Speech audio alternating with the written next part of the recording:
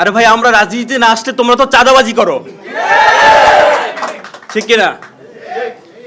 আমরা রাজনীতিতে এমনভাবে এসেছি যে গণ অভ্যুত্থানের পর ৫-৬ বছরের ছোট বাচ্চাও ট্রাফিক আইন পালন করেছে, ঠিক কিনা?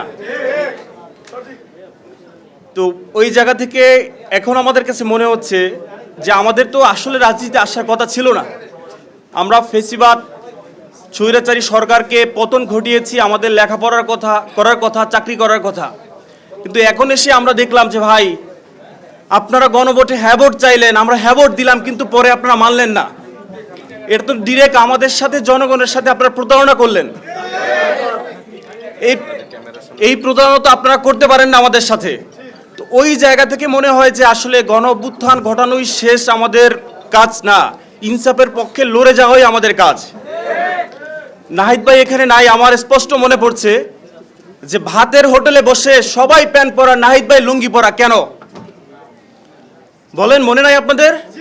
নাহিদ ভাই লুঙ্গি পরা ছিল, উপরে পেপারের দিয়ে পড়তে ছিল, মানে স্কিপ বানাইয়া পড়ানো হয়েছিল যে আন্দোলন আমরা মেনে নিছি, কিন্তু ওই দুর্বল স্কিপ তো ছাত্র জনতা বুঝতে পারছে। আমি যদি ভুল না করে থাকি, আসিফ ভাই পা দিয়ে ঠকঠক করেছে স্টুডেন্ট দা হেল্প। আমি যদি ভুল না করে থাকি, সার্জিস ভাইয়ের আঙ্গুল এরকম ছিল। সে সময় কিন্তু সবাই বলেছিল যে সার্জিস কিন্তু এটা বুঝাচ্ছে যে বন্দুকের সামনে রেখে আমাদেরকে পড়ানো হচ্ছে। কিন্তু এখন এই সার্জিস ভাই, আসিফ ভাই, নাহিদ ভাই গলা ফাটাইয়াও যদি বলে যে আপনারা কিন্তু জনগণের সাথে প্রতারণা করছেন, ওই সময় হাতের ইশারাই অনেক শক্তিশালী ছিল, কিন্তু এখন গলা ফাটাই বললেও তারা বিশ্বাস করতেছে না। সুতরাং আজকে যদি আমরা বলি যে আমরা হাদি হত্যার বিচার চাই, তাহলে এক দলের গা জ্বলে পড়ে উঠে, কেন ভাই? আরে ভাই হাদিবার বিচার চাইতেছি, বাংলাদেশে দিবালোকে একটা মানুষকে গুলি করে মারলো, সেই মানুষটার জন্য আমরা বিচার চাই, এটাতে জ্বলে পড়া কেন হবে? কোন কারণে হবে? তার মানে আপনারা দিবালোকে মানুষকে গুলি করে মারুক এটার পক্ষে আপনারা?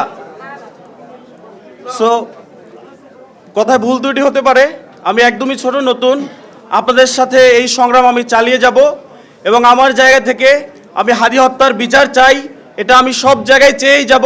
কারণ আমি যখন দেখেছি, আমি যখন শুনেছি যে হাদিকে গুলি করার পাশাপাশি কাফিকেও গুলি করার অর্ডার ছিল, আরে ভাই আমি কি করেছি, অন্যায়টা করেছি কি? আমি স্বৈরাচার হাসিনার এগেনিস্টে কণ্ঠস্বর চালিয়েছি। বরিশালের স্টুডেন্ট, বরিশাল বিশ্ববিদ্যালয়ের ছাত্র ভাইদের মনে থাকবে যে 12ই ফেব্রুয়ারি সন্ধ্যার পর চি চি হাসিনা লজ্জায় বাঁচিনা স্লোগান দিয়েছি, তখন থেকে পালায় থাকতে হয়েছে বনে জঙ্গলে। আর ভাই স্বৈরাচারের এগেনিস্টে কথা বলেছি।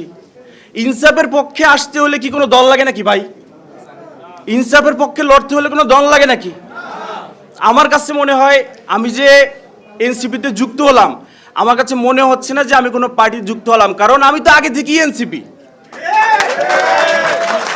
মানুষ সত্যের পক্ষে কথা বলবে, তার অধিকার ফিরে পাবে, ইনসাফের পক্ষে লড়ে যাবে, হাদি হত্যার বিচার চাবে, এটা তো এনসিপি রিলেটেড। সো বেশি কথা বলবো না, আবার আমাদের উপর থেকে মানে হচ্ছে কথা না বলার একটা অভ্যাস। আরে ভাই আপনি সরকার প্রধান, আপনি কথা না বললে কথা কে বলবে? আপনার কাজই তো কথা বলা। গণ অভ্যুত্থানের পর 5 বছরের একটা ছেলে, সে যদি ট্রাফিক আইন পালন করতে পারে, আপনি রাষ্ট্রপ্রধান হয়ে আপনি চুপ কেন? ইনসাফের বাংলাদেশে, তরুণদের বাংলাদেশে চুপ থাকা চলবে না। ইনকিলাব ইনকিলাব ইনকিলাব।